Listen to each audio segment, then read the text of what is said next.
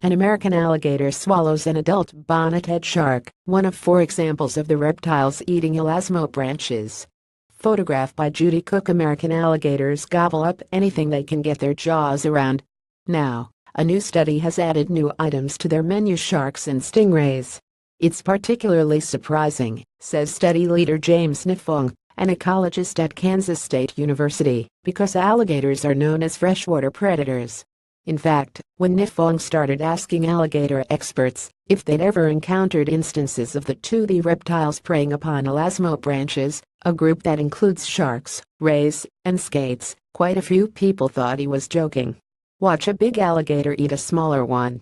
Persistence paid off, however, and Nifong confirmed 4 separate instances in which an American alligator ate a lemon shark, a nurse shark, a bonnethead shark, and an Atlantic stingray.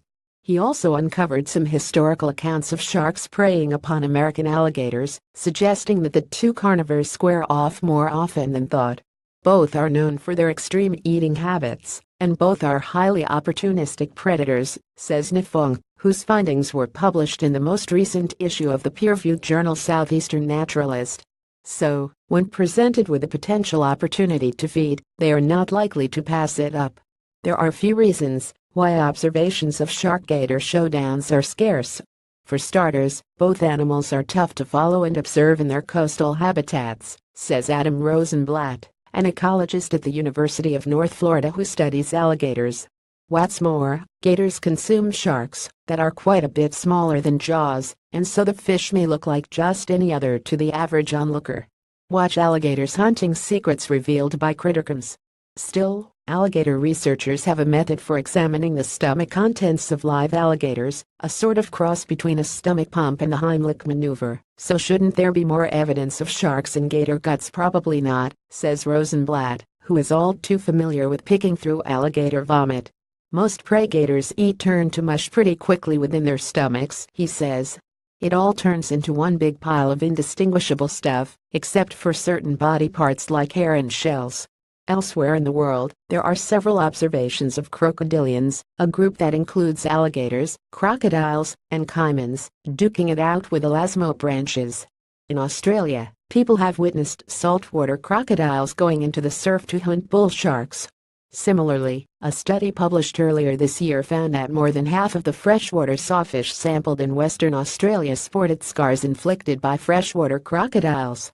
What is this jaguar stalking for its next meal? And in South Africa, one Nile crocodile was found with the remains of 2 unidentified shark species in its belly. Red Nile crocodiles are bigger and badder than alligators. There are even some crocodilian fossils that show bite marks from ancient sharks, hinting that these predators have been enemies since the late Cretaceous period.